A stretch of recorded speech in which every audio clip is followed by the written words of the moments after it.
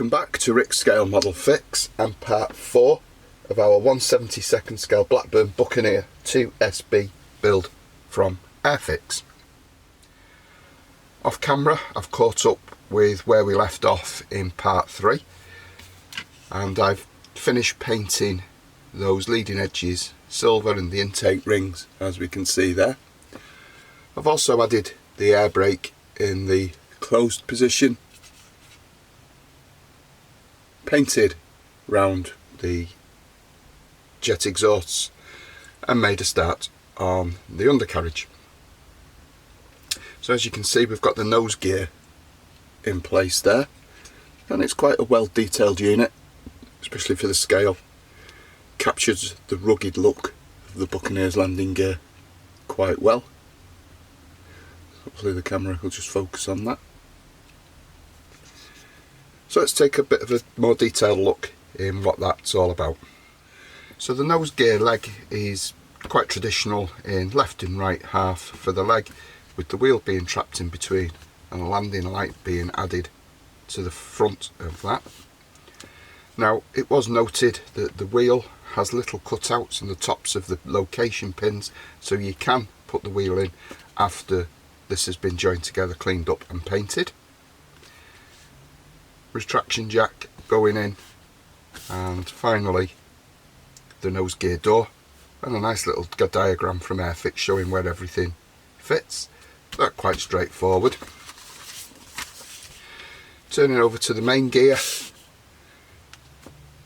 if you remove the pin at the end of the axle stub on parts C5 and C6, you can then insert the wheel after that's been painted, and that's not a problem. Being located into the wheel bay, the fit is quite positive once you've found it, and we'll have a look at that with the remaining side of the airframe. And then the undercarriage doors going on, and then we're into the smaller items, sort of the arrestor gear and tail bump. So that's looking as though we're getting quite close now to the final stages of the build. So all that's left to do is add some of the aerials. Now we've got the quick boost set for those aerials, we've got the cockpit glass and things to go on, and the weaponry. So I've already made a start with it being a pair of doing the slipper tanks. The fit of these wasn't brilliant, but it wasn't bad, and we've got one built up. So these are handed, so I've just noted there what side or what stage of the build that part relates to. So I think with this model we'll just go with the slipper tanks, and we'll have a look at some of the other bits and pieces Airfix include as we make our way through. So turning our attention back to the main gear, and this is one of the main gear legs, and as you can see the detail on the hub is quite nice. Captures the look of the Buccaneer quite well. Quite beefy unit, and that's replicated in the kit accordingly. Inside of the main gear doors has some nice detail that's just been given a wash just to bring that out, and then that can be added to the build in due course. So the undercarriage leg locates on quite some substantial pivot points within the model. So just to make sure that you get the hub to the inside, and that slots in and is secured in place like so.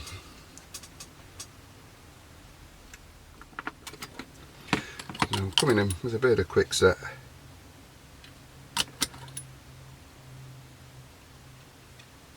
just to hold everything in place, making sure that we are straight and level.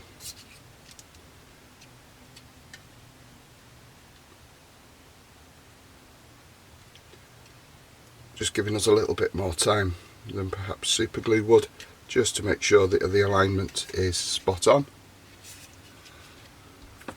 And then we can add the gear door.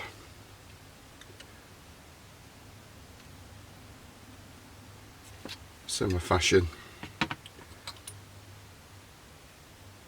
Just bits of extra thin just on the inside of those hinges.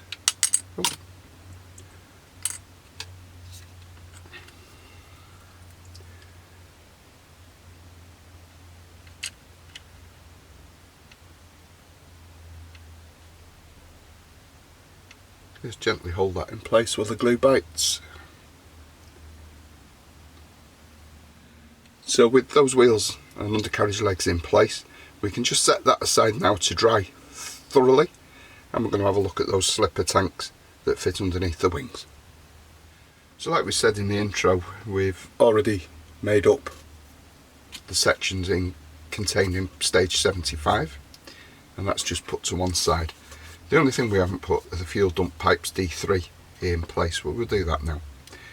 So each slipper tank is made up of 3 portions, so we'll just get those off the sprue.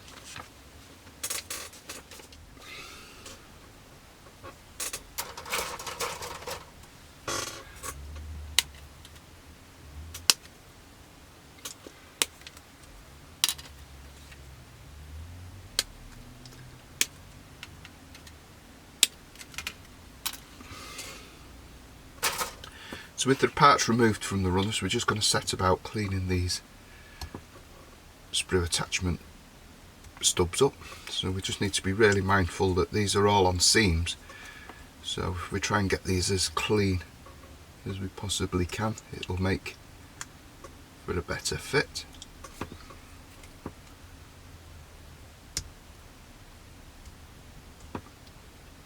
Panel line details quite significant on these, so we shouldn't have a problem sanding and filling. We'll still be there when we've completed that. Using a Flory model sanding stick, we're just going to give that a very light sand just to make sure that the mating surfaces are smooth.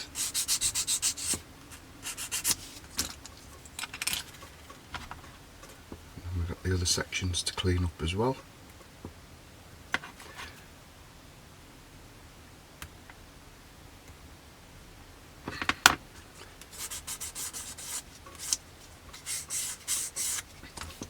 Then I'm going to offer the parts up. So they do fit quite well,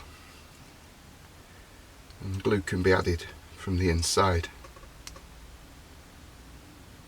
I think this locating pin is just a little bit too tall there, so we'll just shave a bit off the top because it seemed to be creating a gap.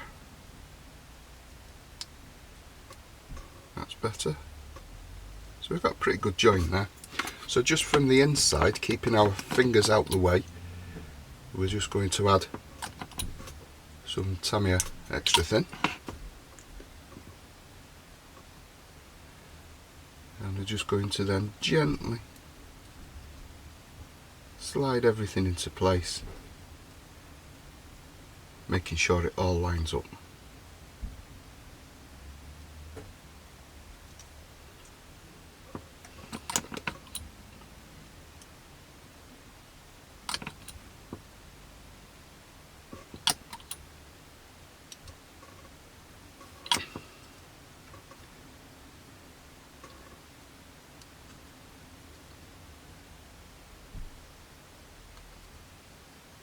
So there isn't much of a seam on that, so I'll just put that section to dry, and then again we'll just repeat with the third and final piece. Just making sure everything is as good as we can get it. A couple of seconds with a sanding stick at this stage can save some filling and sanding later on.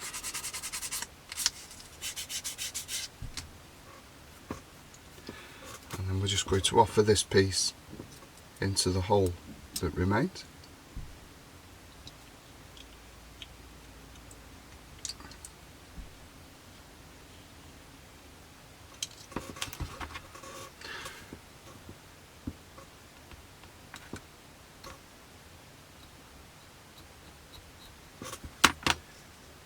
Making sure everything's still in alignment. And the fit, as I said in the earlier part of the video, it was not particularly brilliant with these tanks, but it wasn't bad. So we'll just add some glue along that top joint and just hold everything in place while that dries.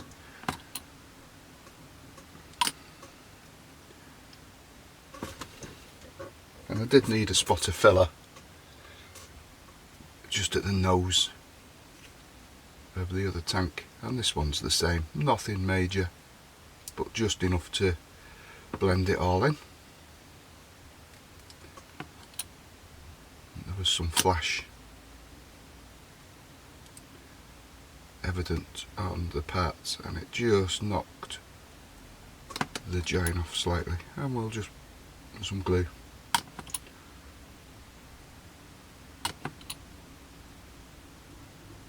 And on the joints there, I'm just going to use the tweezers just to hold this nose section in, and I might get away with not filling that. It's certainly might be a bit better than the other one, but then this is the second one I've just put together, so a bit of more practice, knowing where the faults lie, mean that you can get a better job. It's always worth dry fitting. So I'll put those to one side to dry, and we'll come back and we'll look at what else we can do before we put the decals on. So with the major construction now done on our Buccaneer, it's time to think about adding the decals. So just to protect the paintwork and the weathering that we've already done and the wash, we're going to give it a quick coat of GX 112 Mr. Colour UV Cut Gloss Varnish. So there's plenty of aftermarket decals around for the Buccaneer. Extra decals do some which are available from Hannants, which I've got there. But I decided quite early on in the build that I was going to do this grey airframe. And the Airfix decals are printed by Cartograph, so they'll be of aftermarket quality anyway. So as we've seen through the build, I didn't do the replacement intake, and that's going to be XX885 in the summer of '93. I think that's what we're saying there. Yeah, so the scrap view shows that it was June '93, had the normal intake, it hadn't had its intake replaced. So these are the markings that we're going to use, and let's get on with getting some decals on.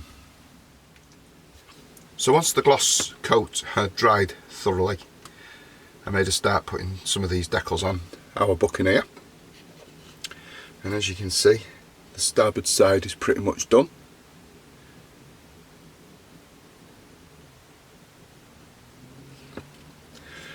So just before we continue and carry on applying some decals, I thought it might be worth just mentioning the process that I use to apply these markings. So first and foremost, I've got a cheap Amazon coffee cup warmer, a ceramic dish filled with water that's warmed up by the heat from the coffee cup warmer. And I find that if you use warm water, it makes the decals a little bit softer, it releases them from the backing paper quicker, and also they're less likely to break on the model because the paper is subtle from the heat of the water. A pair of tweezers, knife, paintbrush that's never been used for anything other than decals, and that's for just applying water underneath or the setting solutions, some cotton buds or Q-tips, and some kitchen paper. There's loads of decal setting solutions available on the market. Probably the most common one that we see used is Microset and Microsol. This is the Sol, or the red one, and that's quite tame, works for the majority of decals. If we get some really stubborn decals, then I tend to go with quite an aggressive solution. I've had this quite a while. It's Deco Red. And then there's a few others on the market. So there's Tamiya Mark Fit, Mr. Hobby have their own softener and setter.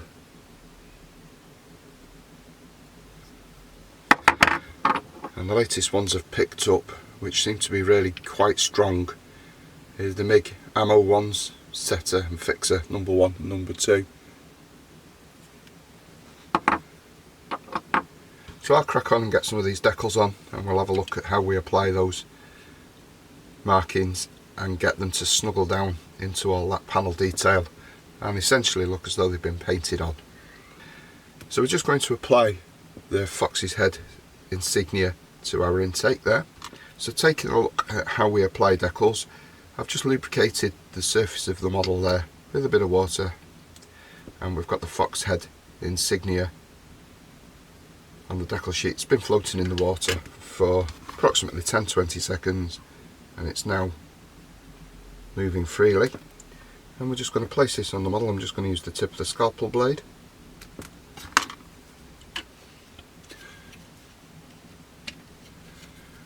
And then we're going to position it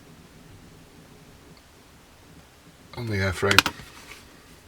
Just soak up some excess water. We're not actually touching the decal there.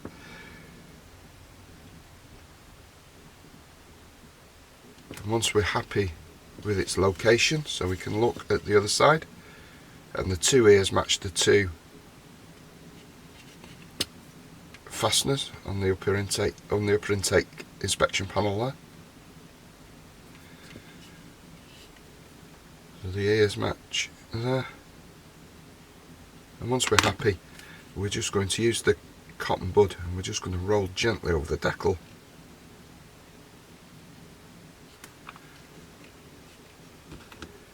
making sure that it is straight.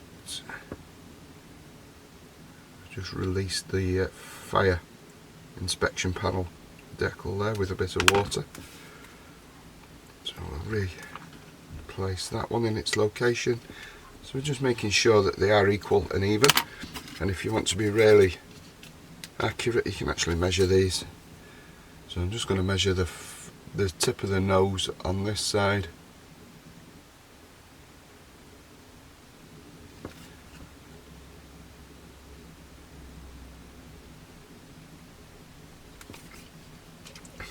and check that it corresponds on that side, which it does. And then just a visual check, and then we can secure that in place again just by rolling, and then we can apply our decal setting solution. So this time we're going to use Microsol. I'll just take a little bit out there and put it in the cap, load the brush and apply it to the decal, the surface of the model, and then we leave it. We don't touch it, and we let that chemical do its work. Just clean the brush out, put the top back on. So while we're waiting for the decals to thoroughly dry and those setting solutions to do the work, decided we'd just remove the cockpit parts, the canopy parts, and just clean those up. So that's what we've done. The parts are crystal clear, they can be posed open or closed. So we've just tidied the sprue attachment points up, and we're going to mask those now in preparation for painting. Working in 70-second scale saves a lot of time. May as well get the canopy masks, and this is from Edard and the CX556, specially designed for the Buccaneer.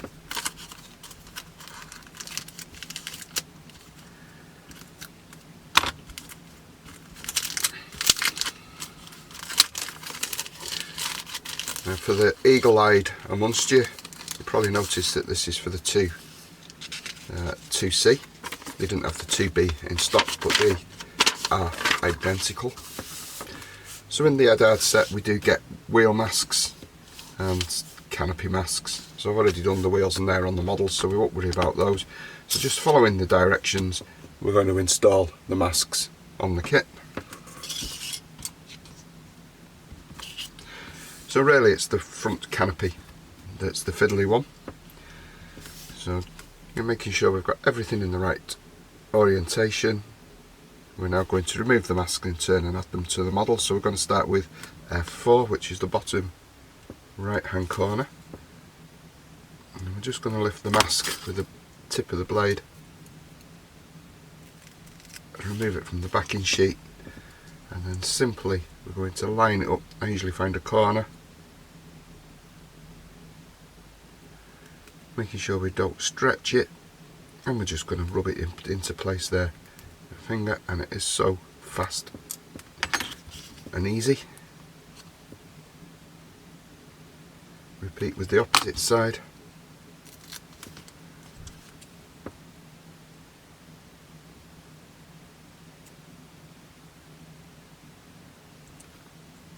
Just making sure we get everything neat and tidy and square. I haven't quite got it on that bottom corner there, so we're just going to tease it off and get it in place. And then we've just got the centre windscreen to do, which is here.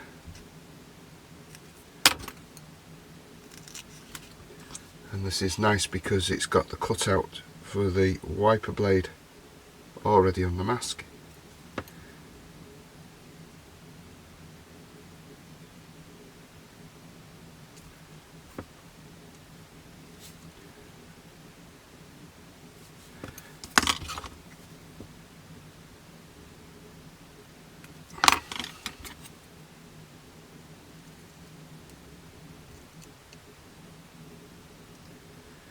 Didn't just quite get it far enough over there.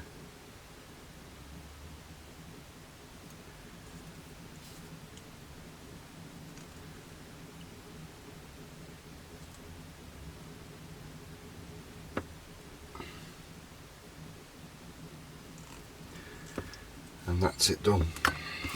So I'll repeat that now for the main canopy section, and then we'll look at painting the canopy and getting it added to the model.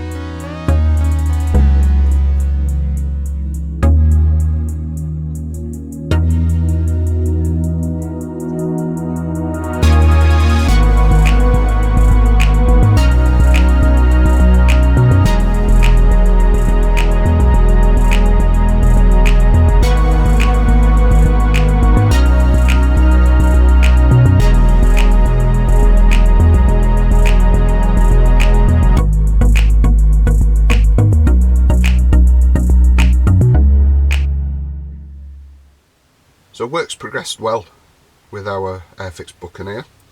Now unfortunately for me, I was going through the processes and describing how to fit all the smaller parts to the build, blissfully unaware that there was a card write error in the camera.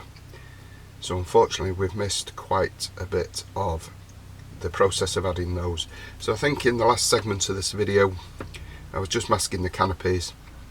So they're masked up and painted, the decals added, and these have been attached to the model with micro crystal clear, just to prevent any chance of the canopies fogging. We've also added the bird strike screen and the ejector pull handles to the ejector seats, front canopies in place as well. Now it was my original intention with this build to furnish the finished model with remove before flight tags and some FOD covers. Now unfortunately with the quick boost FOD covers, whilst they fit the intakes at the front very well, the instructions in the set actually forget to tell you that you need to not add the jet pipe to sit so that the cover for the rear exhaust fits inside the opening.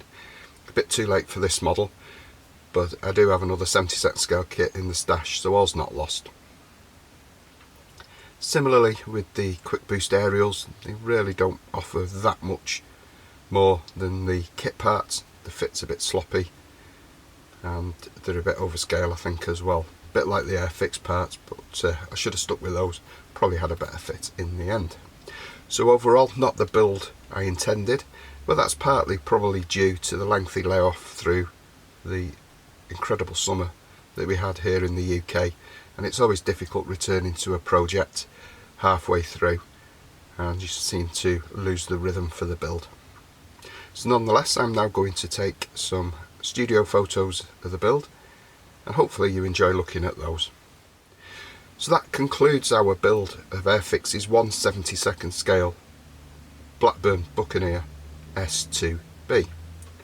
Overall, the model's an enjoyable build, goes together quite well. A few little tricky areas around that rear section of the fuselage. The cockpit certainly needs a bit of enhancement, which is done with those Edard etch sets. Definitely more favourable than using the kit supplied decals. Breakdown of the model is followed in the Airfix's newer release in the 48 scale kit, so it'll be interesting now to build that one and just see how the build processes are similar and what improvements have been made to the fit of the parts in some areas. So thank you for following along with me. Hopefully you've enjoyed seeing me build the model. Hopefully it's given you some hints and tips if you're planning on a build of yours soon. So in the meantime, everybody look after yourselves, stay well and take care.